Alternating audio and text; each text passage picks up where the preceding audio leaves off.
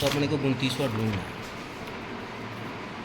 ये 29वां श्लोक, दूसरा अध्याय 29वां श्लोक, तत्व गीता तत्व विवेचनी टीका। और आप इसके पृष्ठ को ये ले सकते हो, श्रीमद्भागवत गीता तत्व विवेचनी, है ना, गोरखपुर। और तो इसमें ये बोला गया है,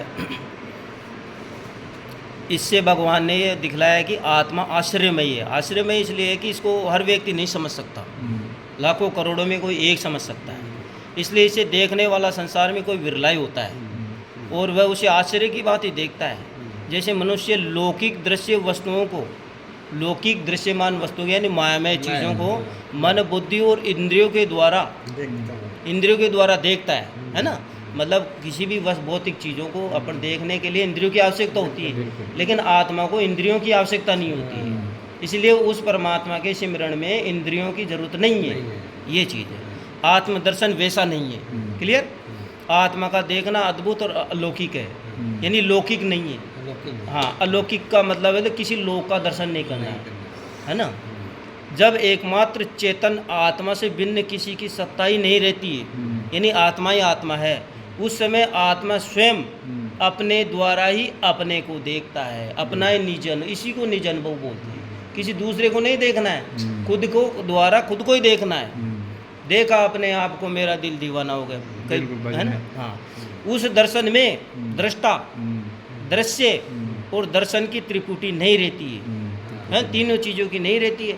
इसलिए वह देखना आश्चर्य की बात ही है, क्योंकि हर संत महात्मा दृष्टा, दर्शन और दृश्य की त्रिपुटी में उलझे हुए हैं।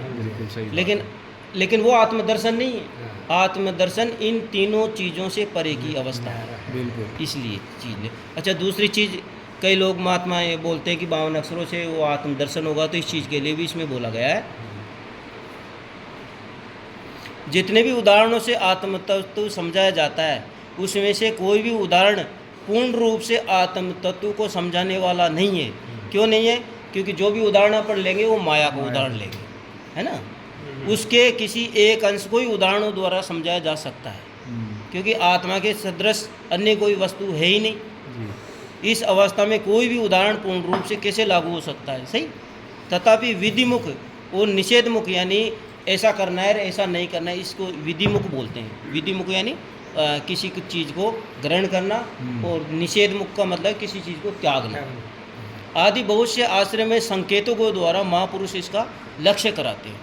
यही उनका आश्रय की बातें देखना है। वास्तव में आत्मा वाणी का अविषय होने के कारण, देखो वाणी का विषय का मतलब होता है 52 अक्षरों के अंदर, और वाणी का अविषय हो गया, यानी वाणी का विषय नहीं है, वाणी के बाहर, तो ये 52 अक्षरों से परे का ज्ञान हो गया है।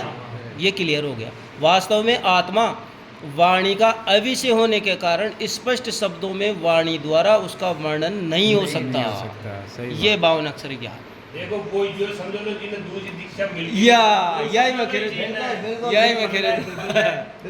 कौन पढ़ा है, तो जो दूसरी दीक्षा मिलती है ना, वो ये दो आराम से समझ में आ जाए। इसलिए मैंने इसको IMP यानी वेस्ट इम्पोर्टेंट लिखा। भाई वो कहते आपा छिपा है आप में, आप ही ढूंढे आप, और कौन को देख के सो तो आप ही आप। वो आप किसको देख रहे हो? वो आप खुद स्वयं हो, आप खुद की पहचान ही। इसका बोध अपन को स्वतंत्र होगा है ये है। अब वो कोई कई व्यक्ति ऐसा बोलते हैं कि पहले